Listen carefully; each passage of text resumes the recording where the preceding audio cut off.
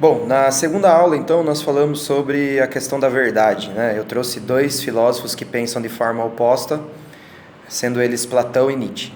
A explicação dos filósofos lá foi importante para dar um embasamento teórico, para que no final a gente conseguisse trazer para a educação física, numa discussão que eu julgo importante para toda a formação, para toda a graduação de vocês todos.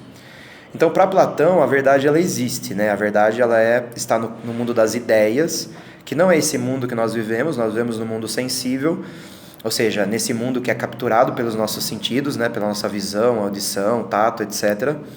E esse mundo ele é um mundo imperfeito, ele é um mundo cópia, ele é um mundo que a gente vive porque nós não somos elevados o suficiente ainda para estarmos no mundo perfeito.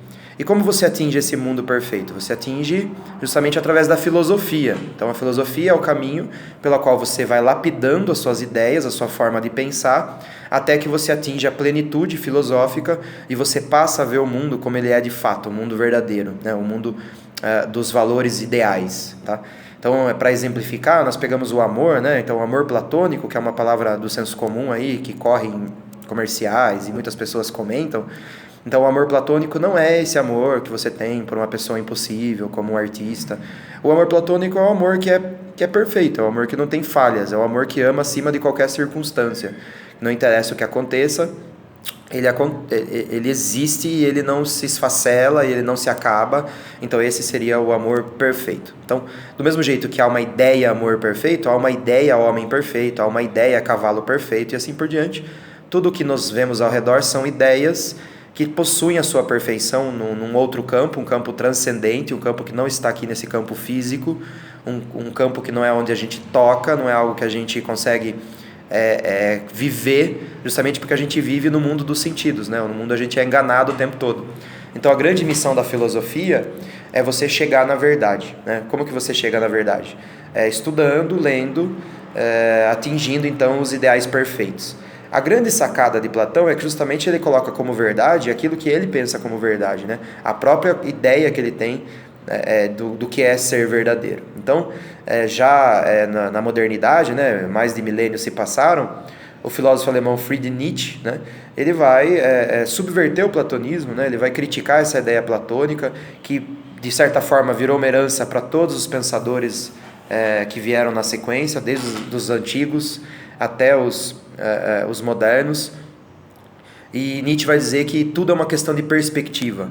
A verdade nada mais é do que uma construção que é dada a partir das relações, sempre relações que envolvem uma vontade de verdade, ou seja, nós enquanto seres humanos, nós temos esse anseio por domínio, nós temos essa vontade das coisas ser do jeito que a gente pensa que elas são, ou seja, nós temos esse anseio por poder, essa vontade de determinar o que é a verdade, né? Então Nietzsche vai dizer que nada mais humano do que determinar a partir de um campo transcendente o que é a verdade. Tá?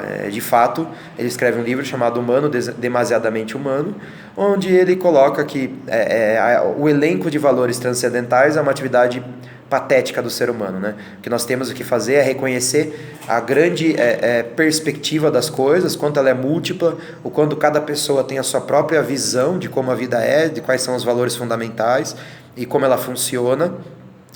Isso evitando sempre o relativismo, né? Não é a ideia de que toda opinião conta, né? Há um norte, né, que dá rumo para os pensamentos que não são nem da ordem da verdade e nem da ordem do relativismo, que vale qualquer coisa. Então Nietzsche elege como valor maior a vida, né? Então nada pode estar acima da vida, tá? Então não é a ideia de que um assassino ele pode ser perdoado porque do ponto de vista dele a morte é algo natural. Isso aí nada mais falso do que pensar esse tipo de coisa, não tem esse tipo de afirmação na filosofia nietzschiana.